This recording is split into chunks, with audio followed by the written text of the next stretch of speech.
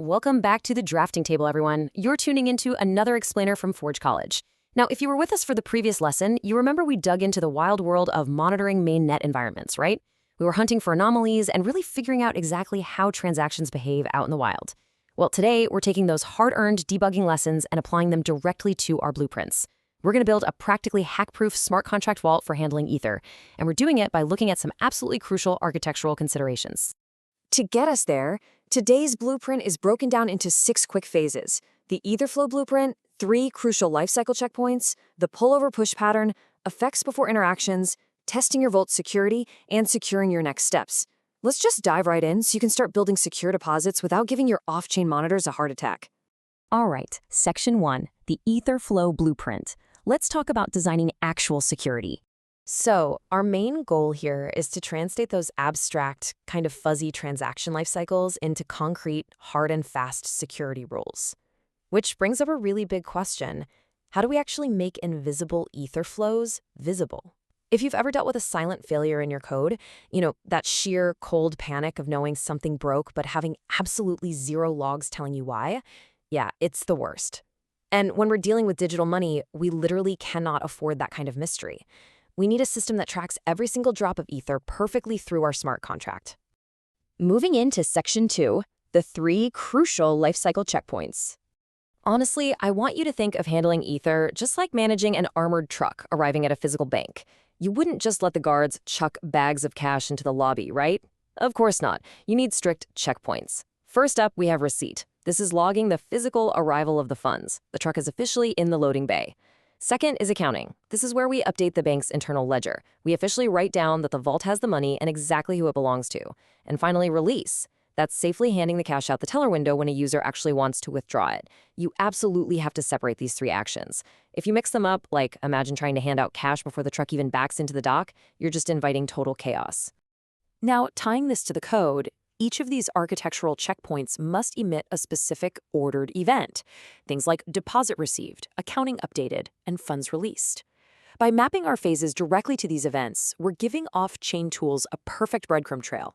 Think about it. If a transaction fails, your logs are going to show you exactly where the armored truck broke down.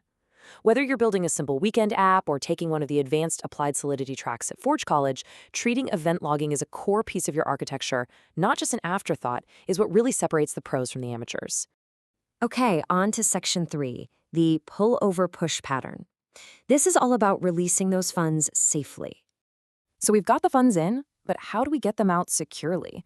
Well, let's talk about the push pattern first. Using the push pattern is basically throwing money out a window and just hoping the recipient catches it while they drive by. If they don't catch it, or if their smart contract wallet rejects it, your whole transaction might crash. It's a terrible practice to automatically push funds to users during a state change. Instead, you really want to use the pull pattern. This is where the recipient actually comes up to your secure teller window and explicitly asks to withdraw their funds. It's a game changer because it neatly avoids all those messy, unhandled external call failures, and it puts the responsibility of receiving the funds squarely on the user. That leads us nicely into Section 4, effects before interactions.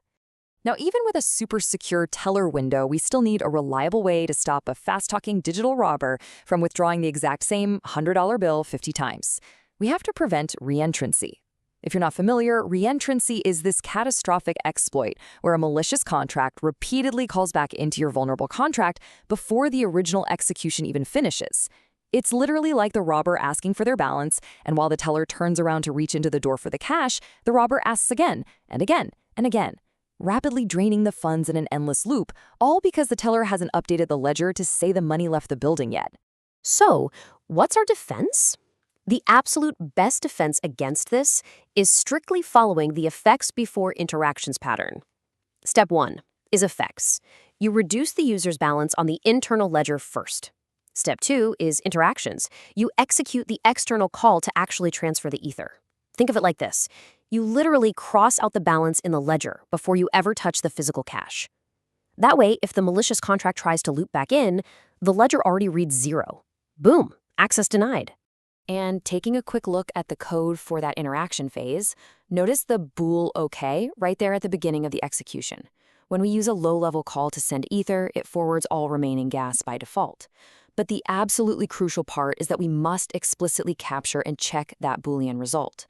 If we don't, and the external call fails for some reason, our contract might just silently keep running, thinking the money was sent perfectly fine. And as we established earlier, we never want silent failures. We want explicit, fully handled results. All right, let's look at Section 5, testing your vault's security. Time to prove the blueprint actually works. Testing locally on Hardhat or Remix is where the magic happens. Here is your standard, battle-tested flow.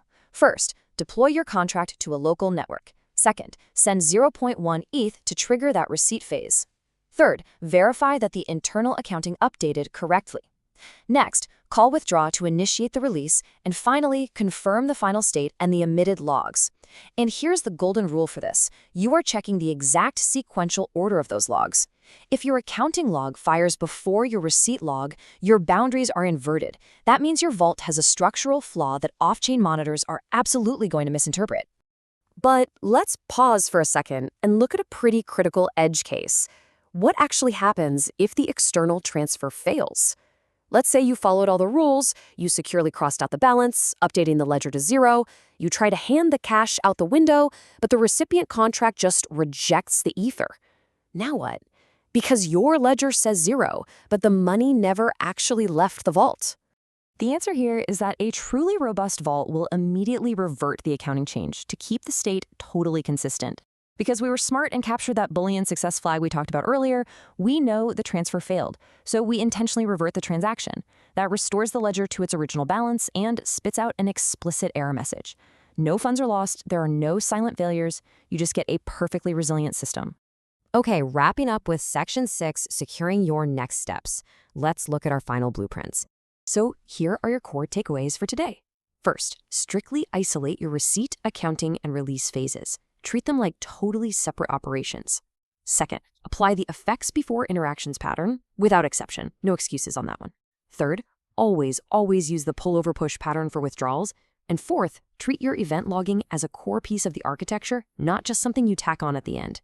These principles right here, they are your absolute best defense against gas stipend surprises, nasty reentrancy attacks, and literally millions of dollars in lost funds. And getting this perfect architectural foundation in place sets us up beautifully for our next lesson, which is all about secure deposit patterns for Ether. We're going to take this exact conceptual snippet and expand it into full-blown deposit semantics. We're talking custody rules, dispute handling, multi-step acceptance flows, the whole shebang. We're building a fortress here, brick by brick. So I'll leave you with this somewhat provocative question to ponder. Is your current smart contract throwing money out the window, or is it safely locking it behind a strict, well-logged ledger? Think about it. Thank you so much for joining me for this explainer. If you want to dive deeper and master more applied Solidity and Web3 topics, absolutely make sure to visit forge.college to explore all the incredible resources we have available. Stay secure, keep building, and I'll see you in the next one.